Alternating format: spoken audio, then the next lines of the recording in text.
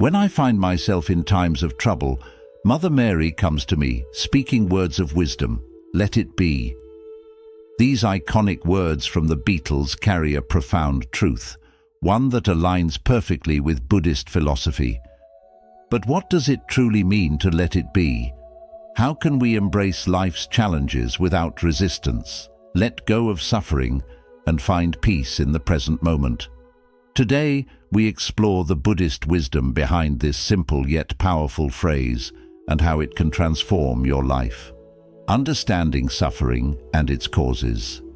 Buddhism begins with a simple yet profound truth: life contains suffering. No matter who we are or where we come from, we all experience pain, loss, and disappointment. The Buddha identified this universal reality over 2,500 years ago and laid out a path to understand and ultimately overcome suffering. This path begins with the Four Noble Truths, the foundation of Buddhist wisdom. The first truth is straightforward: suffering exists.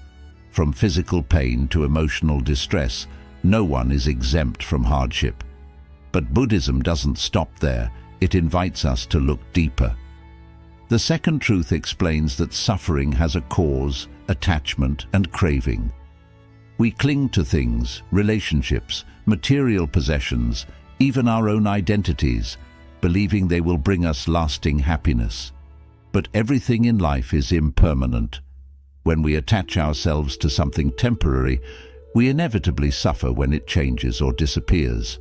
Think about the moments in life when you've felt the most pain: a broken relationship, the loss of a loved one, a dream that didn't come true. The suffering often comes not just from the event itself, but from our resistance to it. We wish things had turned out differently. We hold on to memories. We refuse to accept change. This resistance is what deepens our pain. Buddhism teaches that the way to ease suffering is not through avoidance or suppression, but through understanding and letting go. This brings us to the third and fourth noble truths. There is a way to end suffering, and that way is the Eightfold Path, a set of guiding principles that help us live with wisdom, ethical conduct, and mental discipline. But before we dive into solutions, we must first acknowledge where we are. Imagine standing in a dark room.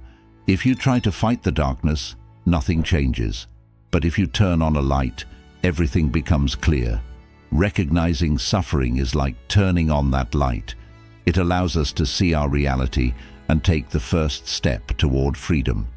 So, what does this have to with Let It Be? The song reminds us that, in moments of difficulty, wisdom whispers, accept what is, let go of what was, and trust in what will be. Buddhism offers the same message. Instead of resisting pain, we acknowledge it. Instead of clinging to what we cannot control, we release it. By understanding suffering and its causes, we begin to break free from the cycles of pain that keep us trapped. And as we continue on this journey, we'll explore how to truly embrace impermanence, cultivate mindfulness, and live with a heart that is open, free, and at peace. The nature of impermanence. If there's one undeniable truth about life, it's that everything changes. The seasons shift, people come and go, our thoughts and emotions rise and fall like waves in the ocean. Yet, despite knowing this, we often resist change. We hold on to moments, relationships, and even our own identities, hoping they will remain the same. And when they don't, we suffer. In Buddhism, this concept is known as impermanence, anicca, the understanding that nothing is fixed, permanent, or unchanging. It's not just an abstract idea, it's the very nature of reality. The tree that stands tall today will one day wither. The joy we feel in one moment may turn into sadness in the next. Our own bodies, which we often take for granted, are constantly aging, cell by cell, breath by breath. But if impermanence is so natural, why do we struggle with it? The answer lies in attachment. We crave stability, certainty, and control. We build our lives around routines, relationships, and possessions, believing they will bring us lasting happiness. But when things inevitably change, when a loved one leaves, when our youth fades, when life takes an unexpected turn, we feel lost, as if the ground beneath us has disappeared. The Buddha compared life to a flowing river. We often try to grasp onto the water, but no matter how tightly we hold on, it slips through our fingers. The more we resist the current, the more exhausted we become. But when we learn to move with the flow, instead of against it, we find peace. This is where Let It Be aligns so beautifully with Buddhist wisdom. The song doesn't tell us to force things to be different or to cling to what's already past. It simply whispers, accept the flow of life. Instead of fearing change, we can embrace it. Instead of grieving what's lost, we can appreciate what was and open ourselves to what comes next.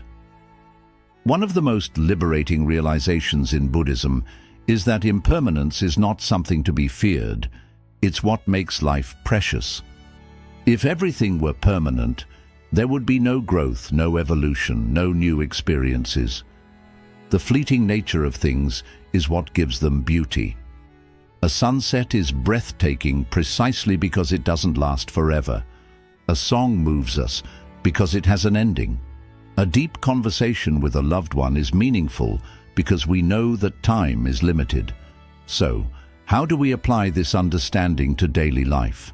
When faced with change, instead of resisting it, ask, what can I learn from this? When experiencing joy, fully immerse yourself in the moment, knowing that it is temporary, and that's what makes it beautiful. When dealing with loss, remind yourself that nothing truly disappears. It simply transforms. The people we love live on in our memories, our actions, and the impact they had on us. By embracing impermanence, we free ourselves from unnecessary suffering. We stop clinging to the past or worrying about the future, and instead, we learn to live fully in the present. As we continue, we'll explore how letting go of attachment doesn't mean becoming indifferent. It means opening ourselves to life with a sense of freedom and peace. Practicing non-attachment. If impermanence is the nature of life, then why do we continue to suffer? The answer lies in attachment.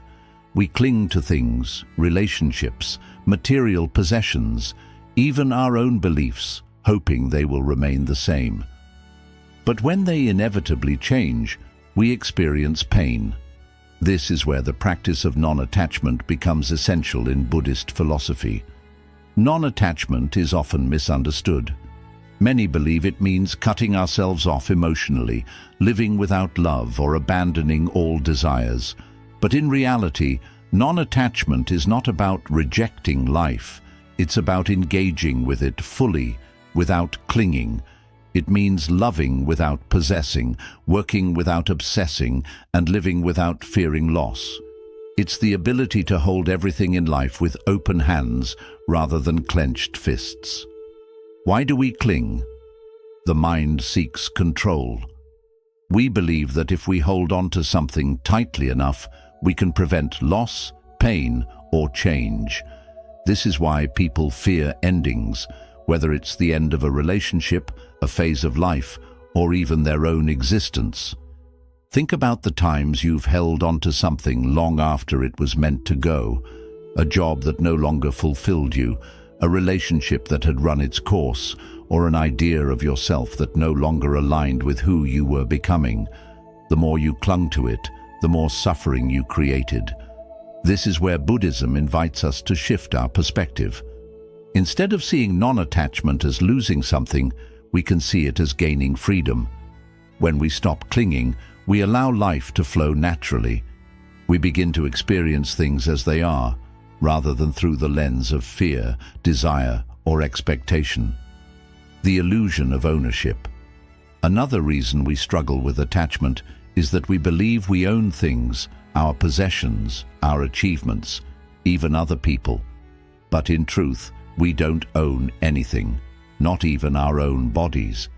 everything we have is borrowed from the universe, temporarily passing through our lives. Consider this: the home you live in, the clothes you wear, and the phone in your hand will all one day belong to someone else.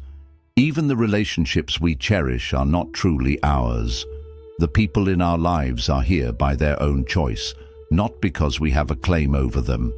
When we understand this, we begin to interact with the world differently. We stop trying to possess people and instead appreciate them. We stop obsessing over wealth and instead use it wisely. We stop resisting change and instead embrace it as a natural part of life. Non-attachment in love. One of the most powerful applications of non-attachment is in our relationships. Love, when mixed with attachment, often turns into possession or fear. We become afraid of losing someone, so we try to control them. We expect them to act a certain way, fulfill our needs, or never change. But real love is not about possession. It's about freedom.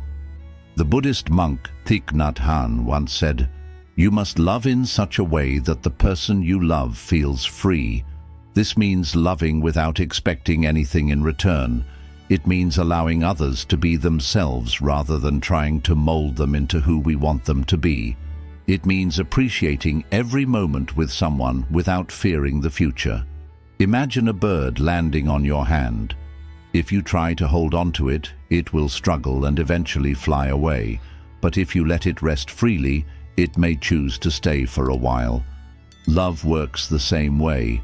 The tighter we grip, the more we suffocate it. The more we let go, the more it can grow. Applying non-attachment in everyday life. With material things, enjoy what you have, but don't let it define you. Use possessions without being possessed by them. With people, love fully, but don't expect permanence. Cherish the time you have with someone, knowing that all relationships change. With success and failure, give your best effort, but don't attach your self-worth to the outcome. Recognize that everything in life is temporary, including achievements and setbacks. With thoughts and emotions, observe them as they come and go, without identifying with them. You are not your thoughts. You are the awareness behind them. This practice doesn't mean we stop caring. It means we stop suffering unnecessarily. It means we shift from a mindset of holding on to one of flowing with life. Let it be and non-attachment. Here's where let it be perfectly aligns with Buddhist wisdom. The song doesn't say force it to be or make it be. It simply says let it be. This is the essence of non-attachment. When life brings pain, instead of resisting it, we acknowledge it. When things change, instead of fighting it, we adapt. When we love, instead of clinging, we appreciate.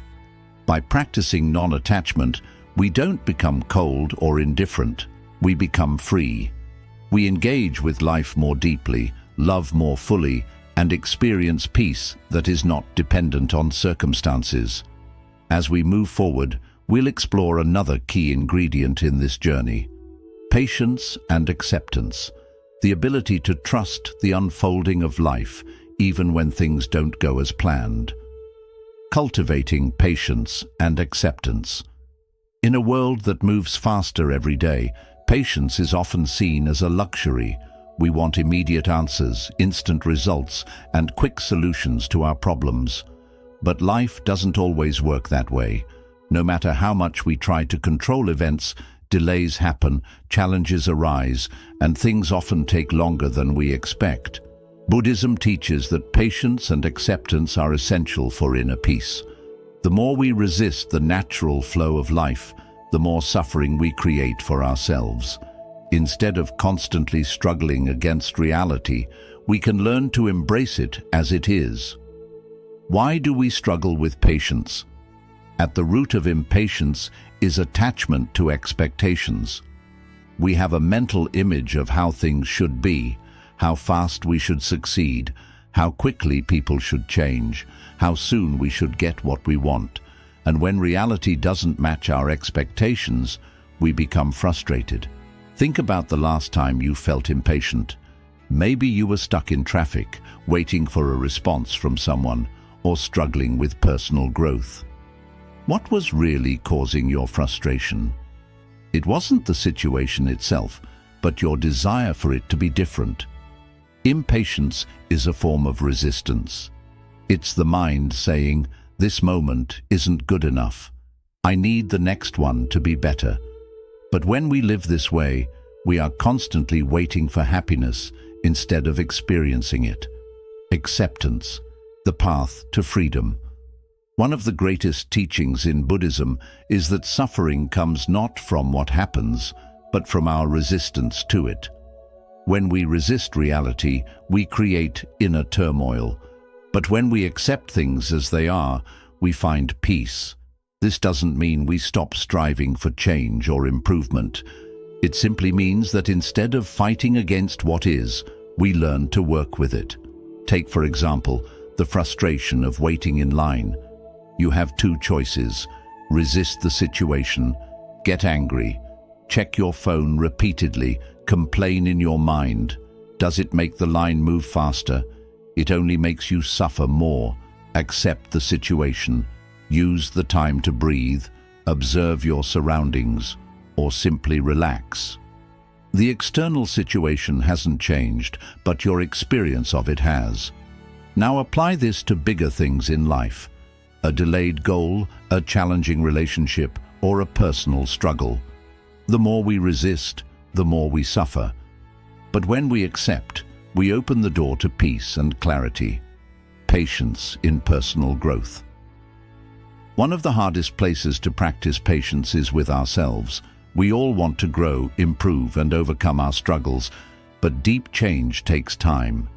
A person overcoming fear cannot force themselves to be brave overnight. A meditator cannot expect instant peace the first time they sit in silence. A person healing from emotional pain cannot rush the process. True transformation happens gradually. Just as a tree grows slowly from a seed, personal growth unfolds in its own time. Rushing the process only creates frustration. Instead of demanding immediate results, we can learn to trust that everything happens at the right pace. This trust is the foundation of patience, "Let It Be," and the wisdom of patience. The song "Let It Be" does not tell us to force things to happen. It does not say "make it be" or "hurry up and fix it." Instead, it offers a simple yet powerful message: there will be an answer. Let it be. This aligns perfectly with Buddhist wisdom. Sometimes the best thing we can do is stop fighting and allow life to unfold naturally. Not every problem needs an immediate solution. Not every challenge needs to be controlled. When we learn to let things be, we create space for clarity and wisdom to arise. Practical ways to cultivate patience and acceptance. Breathe when frustration arises. Take slow, deep breaths. This calms the nervous system and reminds you that there is no rush. Shift your perspective. Instead of seeing delays as obstacles, see them as opportunities to practice peace. Observe instead of reacting. The next time you feel impatient, simply notice it without acting on it. Often, awareness itself is enough to create a shift. Let go of rigid timelines. Set goals, but release the idea that they must happen exactly when you expect them to. Trust that life unfolds at the right time. Just as a flower blooms when it is ready, your life will unfold in perfect timing. By practicing patience, we align with the natural rhythm of life instead of resisting it. We stop rushing through the present moment and instead learn to live fully in it. In the next chapter, we'll explore the key to staying present: mindfulness. The ability to experience each moment without attachment or resistance. The power of mindfulness. If patience and acceptance allow us to stop resisting life, mindfulness is what allows us to fully experience it. We spend so much of our lives lost in thought, rehashing the past, worrying about the future, or distracting ourselves from the present moment. But true peace clarity and wisdom can only be found here and now. Buddhism teaches that mindfulness, the practice of being fully present, is the key to breaking free from suffering and experiencing life as it truly is. The mind's endless chatter. Have you ever noticed how often your mind pulls you away from the present moment? You might be eating a meal, but instead of tasting the food, you're thinking about what you need to do later. You might be listening to a friend, but instead of really hearing them, your mind is planning what you'll say next. This constant mental noise keeps us disconnected from reality. We live in our thoughts rather than in the world around us. And when our thoughts are filled with worries, regrets, or judgments, we suffer unnecessarily. Mindfulness is the antidote to this distraction. It is the practice of simply being aware of what is happening right now without judgment or resistance. When we are mindful, we fully engage with life. We taste our food, listen deeply, and experience each moment as it unfolds. Why is mindfulness so powerful? Mindfulness transforms our experience of life in three key ways. It breaks the cycle of automatic reactions. Instead of reacting impulsively to situations, mindfulness allows us to pause and respond with wisdom. It reduces suffering. When we stop fighting reality and simply observe what is happening, even difficult emotions become easier to handle. It deepens our appreciation for life. The simple act of being fully present turns ordinary moments into something extraordinary. Mindfulness in everyday life. Many people think mindfulness is only something you do while meditating, but true mindfulness is a way of living. You can practice it at any moment. Eating mindfully. Instead of rushing through a meal, notice the taste, texture, and aroma of your food. Walking mindfully. Feel the sensation of your feet touching the ground. Notice the rhythm of your breath. Listening mindfully.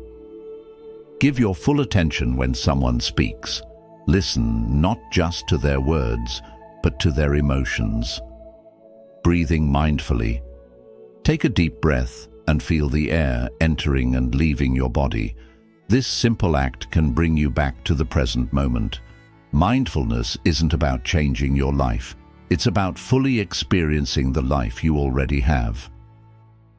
Let It Be and the wisdom of mindfulness. The lyrics of Let It Be invite us to embrace the present moment as it is. They don't say overanalyze it, fix it immediately, or stress about it. They simply say, let it be. When we practice mindfulness, we stop resisting reality. Instead of being lost in thought, we become fully engaged with what is happening right now. Mindfulness teaches us that the past is gone. We cannot change it. The future is uncertain. We cannot control it. The present is all we have, and it is enough. By learning to be here now, we free ourselves from unnecessary suffering. We stop getting caught in regrets or anxieties and instead find peace in simply experiencing life. In the next chapter, we will explore an even deeper level of this practice: renunciation, the art of letting go of what no longer serves us. The path of renunciation. If non-attachment teaches us to hold life with open hands and mindfulness helps us experience the present moment fully, renunciation is the conscious choice to let go of what no longer serves us. In the West, the word renunciation often carries a negative connotation. It may bring to mind images of monks giving up all possessions or people abandoning worldly life. But in Buddhism, renunciation is not about deprivation. It is about freedom. It is about choosing to release what weighs us down so that we can live with greater clarity, peace, and purpose. Why is letting go so hard?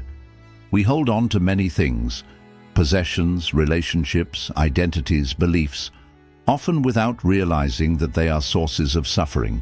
Why? Because we equate them with security, comfort, or happiness. We cling to material things, believing they define our worth. We hold on to toxic relationships because we fear loneliness. We refuse to let go of old grudges, replaying past hurts in our minds. We resist change even when it's needed because the unknown feels frightening. But Buddhism teaches that holding on is the cause of suffering. When we cling to things that are impermanent, we prepare ourselves for pain. Renunciation is the brave act of noticing what no longer helps us and letting it go, not out of rejection, but out of wisdom. Renunciation in everyday life. Renunciation is not only for monks, it is a practice anyone can use in daily life. It is about making mindful choices to release unnecessary loads, letting go of material excess. Do we really need everything we gather? Simplifying our lives creates room for what truly matters. Releasing unhealthy attachments, relationships based on control, dependence, or old wounds keep us stuck in suffering. Letting go does not mean we stop loving. It means we love with freedom. Dropping rigid expectations. Life rarely goes exactly as we plan. When we release the need for control, we open ourselves to greater possibilities, forgiving and moving forward. Holding on to resentment is like gripping a burning coal. It only hurts the one who holds it. Renunciation means choosing peace over past pain. Every act of letting go brings more freedom. When we stop holding tightly, we create space for something new. The joy of simplicity. Many great spiritual teachers have spoken of the joy found in simplicity. The less we are weighed down by unnecessary desires and attachments, the lighter and freer we feel. Think of moments in life when you felt most peaceful. Were they times of collecting and striving, or were they times of simplicity, presence and connection? A calm morning with a cup of tea, a heartfelt talk with someone we love, a quiet moment feeling the sun's gentle warmth. Renunciation isn't about losing something. It's about returning to what truly nourishes our soul. Let it be, and the quiet wisdom in letting go. And even when the night seems cloudy, a light still shines on me. These lyrics from Let It Be remind us that even in hard times, peace is possible if we stop resisting. The song doesn't tell us to hold on, to push, or to take control. It gently invites us to let go. This is what renunciation truly means. It's the understanding that we don't need to cling tightly to life. We can trust, release, and allow things to unfold naturally. True renunciation isn't about walking away from life. It's about being part of it without clinging. It's about living with an open heart and a mind free from burdens. And as we enter our final chapter, we'll explore how to bring all these teachings into our daily lives so that letting it be becomes more than an idea. It becomes a way of life, bringing the practice of letting go into everyday living. We've reflected on the wisdom of suffering, impermanence, non-attachment, patience, mindfulness, and renunciation. But knowing these things is not enough. Real change happens when we live these teachings each day. How do we actually live the message of Let It Be? How do we grow a mindset of calm and acceptance, not just in quiet moments, but right in the middle of life's ups and downs? Buddhist wisdom is not something separate from our everyday world. It's not only for monks or deep thinkers. It's meant to be lived here and now, whether we're working, cooking, talking to loved ones, or simply sitting quietly. Each day gives us many chances to practice letting go. When things don't go as we hoped, instead of resisting, we accept things just as they are. When emotions rise, instead of pushing them away or getting lost in them, we observe them with awareness. When plans change, instead of holding tightly to how we wanted things to be, we welcome how they are now. When conflict appears, instead of reacting without thought, we pause and choose to respond with wisdom. Mindfulness helps us bring all of this into daily life. By being fully aware of our actions, words and thoughts, we make space for peace.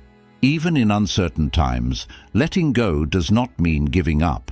Some may think let it be is a passive way of living.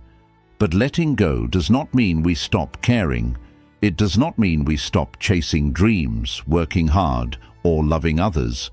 It simply means we do these things without clinging, without needing things to turn out a certain way, and without letting fear or control lead us. We work, but without obsession. We love, but without trying to own. We dream, but without fearing failure. This balance lets us live life fully while staying calm, no matter what comes, trusting life's natural flow. When we fight against life, we suffer. When we trust it, we find freedom. The biggest lesson of Let It Be, and of Buddhism too, is that we don't have to control everything. Life moves in its own way, at its own pace. Our role is not to force it, but to move with it. When we release our need for certainty, control, and for things to follow our desires, we open the door to a deeper peace, a peace that remains steady even as life changes. Let It Be is more than a song. It is a way to live. The Beatles may not have written Let It Be as a Buddhist teaching, but its message speaks to everyone. It reminds us that even in difficult moments, peace is always close if we choose to allow it. Whisper words of wisdom. Let it be. This quiet whisper lives within each of us, gently guiding us toward a life of acceptance, presence, and true freedom. The choice is always ours. We can resist, or we can let it be. Thank you for joining us on this journey through Buddhist wisdom and the gentle art of letting go. If this message touched your heart, consider subscribing to our channel for more insights on mindfulness and inner peace. We'd love to hear from you. How do you bring the practice of letting go into your own life? Share your thoughts in the comments below, and let's continue this conversation. Remember, real peace does not come from control. It comes from trust. Let it be.